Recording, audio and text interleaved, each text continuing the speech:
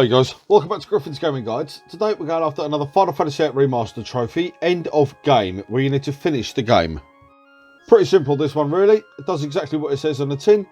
Get to the end of the game, unlock your trophy or achievement. However, it isn't as easy as it actually sounds. After you've dealt with all the events on Lunatic Pandora, eventually through a load of cutscenes you'll end up at Ultimecia's castle. Now there's a save point just outside the main door. I suggest you use it and make a backup as well. As soon as you enter Ultimecia's castle, all of your abilities are sealed. This is your ability to save, to resurrect, use item, magic, GF, draw, loads of things. Everything you try and do, apart from attack, is completely sealed away. To unlock these abilities, you have to defeat a series of monsters. But for the purpose of this guide, to get this trophy or achievement done as simply as possible, the developers have put battle assist and a speed boost in place, meaning that you don't really have to worry too much about going around and farming all the monsters to unlock all of your abilities. Simply deal with the first boss you come to. Obviously go into Ultimecia's castle, make your way up the stairs. At the top will be a very easy, they call it a boss, but it's not really a boss. The standard enemies are more difficult. But anyway, it's called Sphinxor. Defeat that, unlock any ability that you wish. I recommend you do the save one, as there's another save point just before you go into the final battle. Sphinxor is the only mandatory enemy you have to defeat to be able to get to the final battle in Final Fantasy VIII Remastered. Now, make your way through the castle. Obviously, either watch the video and see the location, or after you've defeated Sphinxor, go through the door in front of you, make your way across to the chandelier, fall down to the lower level, go to the door at the top of the room, go through the courtyard, go through the door that's right in front of you, take a right and go up the stairs, then go across the bridge, then you'll come to a large spiral staircase going up. Make your way all the way to the top of this, right the way round to the right, then you'll go onto the outside of a big clock face, walk across the clock hands, go down the ladder on the left, then make your way right, go down this ladder, make your way right to the end of the long walkway in front of you. Obviously make sure you use the save point on your left just before you get to the last battle. It will then ask you if you've got unfinished business, do you want to carry on? Simply select yes. Obviously, if you do want to go back and farm all of the bosses, if you want to unlock all the items or abilities before you actually start the fight against Ultimecia, that's entirely up to you. However, if you want to just get this one done and out of the way, clicking L3 and R3, obviously separately, will initiate your ×3 speed boost or your battle assistance. This will be incredibly useful and the easiest, simplest way of defeating everything you've got coming for you right now.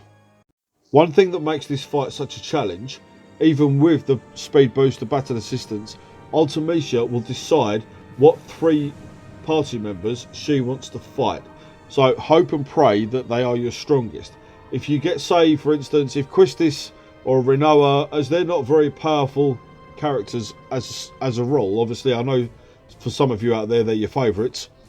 Obviously for dealing sheer power, you want to try and get Squall, Irving, maybe Selphie, Zell.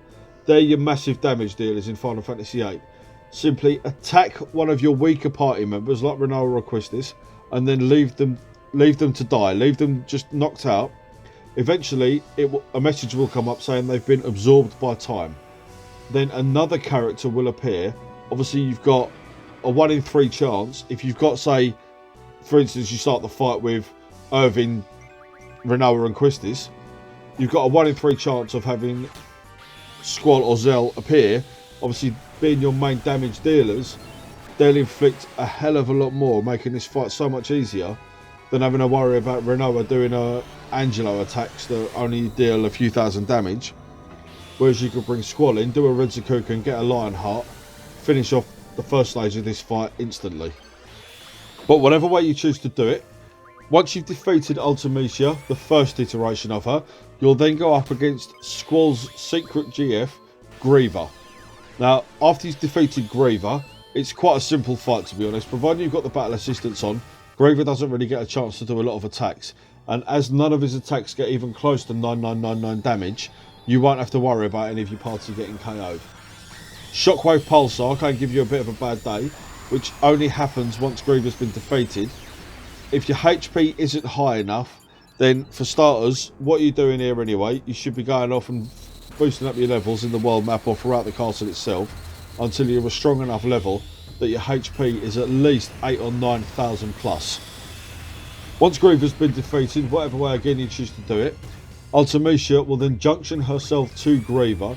This fight can give you quite a bit of grief. No pun intended. She absorbs every single element that you could throw at her. So obviously use Zeld's Jewel, use Squall's Renzakuken, just get them down as quick as you can. If one of your weaker party members die, it's entirely up to you whether or not you want to resurrect them. If you'd rather they left the battle and you can hopefully have a stronger character come in, then obviously like I mentioned previously, feel free to do that. You've got that ability should you need it. After you've inflicted enough damage on Artemisia and Griever, Griever will fall apart, leaving Artemisia's stronger form. Again, she can do some very powerful attacks on you, but with the speed boost, you shouldn't have to worry about too many of them. And as she can't deal anywhere close to 9999 damage, providing your party's got maximum HP, you shouldn't actually lose a party member. Once you've defeated Griever and Artemisia, true Artemisia will then appear, and she has a serious health pool. When I went up against her, it probably took me 3 or 4 Lion Hearts, if I'm remembering that right, to actually drop her. And obviously the Lion Heart can deal upwards of 150,000 HP damage. So she's got well over 500,000 HP. Obviously she's nowhere near as tough as a mega weapon, but she's pretty tough in her own right. But again, like I've said about all stages of this fight, absolutely pepper them with limit breaks.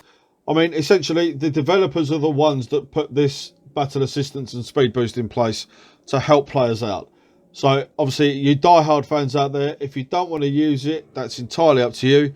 But for those of you that need it, if you want a quick easy way of getting this trophy or achievement done, chuck your battle assistance and your speed boost on. You'll have this one done soon enough. Sit back, enjoy the cutscenes, job done.